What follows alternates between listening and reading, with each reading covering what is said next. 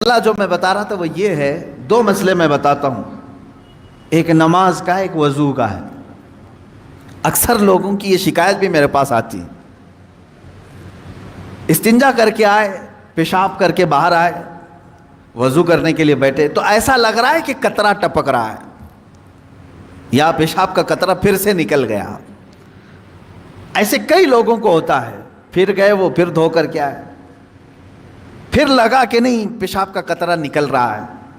یہ اطمینان نہیں ہوتا کچھ لوگوں، حالانکہ استنجا کریں آپ پورا اس میں استبرا ہے، یعنی کھانس کر کے ہو یا اٹھ کر کے بیٹھ کر کے پیر کو موڑ کے کسی بھی طرح سے آخری قطرہ نکال دیں، یہ ٹھیک ہے، لیکن اس کے بعد آپ وضو کرنے کے لیے آئے تب یہ وسوسہ آ رہا ہے، پیشاب کا قطرہ نکلا، پیشاب کا قطرہ نکلا۔ اب کیا حکم کیا ہے آپ کے لیے؟ ایک نمبر 1 یہ وضو کا مسئلہ، اس کا بھی حکم میں بتاؤں۔ دوسرا مسئلہ سن لیں، نماز 4 رکعت ظہر کی پڑھنے کے لیے کھڑے تھے، یا 4 رکعت عصر یا عشاء کی، 2 رکعت پڑھے، تیسری رکعت میں کھڑے ہوئے تھے، اب شک ہونے لگا کہ دوسری ہے کہ تیسری ہے، تیسری میں کھڑے تھے، یہ شک ہونے لگا یہ چوتھی ہوگی کہ تیسری ہوگی۔ ایسا ہوتا ہے بہت سارے لوگ۔ نماز کا ایک مسئلہ یہ ہے، آپ وضو کا ہے، دونوں کا حکم کیا ہے اس سے میں آپ کو اپنی زندگی کے متعلق بتاؤں گا۔ پہلا والا جو مسئلہ ہے پیشاب کے قطرے کا، پہلی مرتبہ ایسا کبھی ہوا ہے تو جاؤ دھل لو۔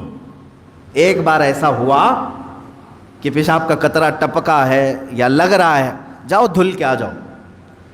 پھر ایک مرتبہ ایسا ہوا ہے کہ وضو کرنے بیٹھا ہوں، ایسا لگا کہ پیشاب کا قطرہ ٹپک گیا، جاؤ دھل کے آؤ اور اتنا حصہ جہاں کپڑے میں لگا اس کو بھی دھل لو۔ تیسری مرتبہ بھی ایسا ہوا ہے، دھل لو۔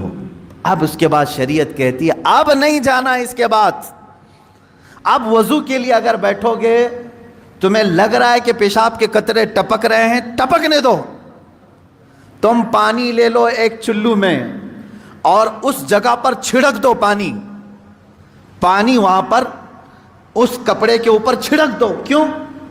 اس لیے کہ کہا گیا ہے کہ بعد میں اگر تمہیں وسوسہ بھی آنے لگے تو یوں سمجھ لو یہ پیشاب کا قطرہ نہیں بلکہ میرا چھڑکا ہوا پانی ہے، میرا چھڑکا ہوا پانی۔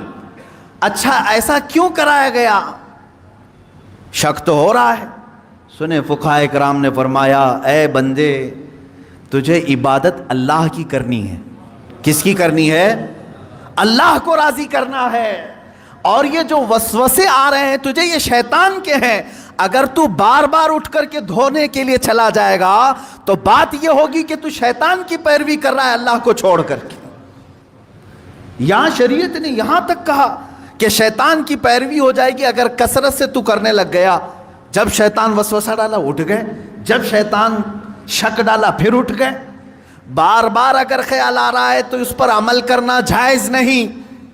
پانی چھڑک لو اور کہو میں شیطان کی پیروی نہیں کروں گا، میرے مولا کی عبادت کروں گا۔ دوسرا مسئلہ نماز کا کہ جس میں اگر 3 میں 4 میں شک ہو، ایک بار ہو گیا تو چلو دوہرا لو، 2 بار ہو گیا تو چلو ٹھیک ہے، جتنا یقین ہے اس کے آگے کی رکعتیں پڑھ لو۔ اب اگر بار بار ایسا شک ہوتا ہے تو فرمایا گیا اپنی نماز ویسی ہی کمپلیٹ کرو، اس لیے کہ یہ شیطان تمہیں وسوسے ڈال رہا ہے۔ اگر تم اس کے وسوسوں کی طرف جاؤ گے تو یا ہوگا یہ کہ تم شیطان کی پیروی میں لگ گئے، حقیقت میں نماز تو رحمان کی عبادت ہے۔ آپ سمجھ رہے ہیں؟ یہ 2 مسئلوں سے میں تمہیں بتاؤں گا میرے عزیزو، پوری زندگی بھر شیطان اسی طرح سے کرتا ہے، تمہیں اپنے اصلی مقصد سے ڈائیورٹ کر کے کسی عام فضول چیز میں لگا دیتا ہے، فضول چیز میں لگا دیتا ہے۔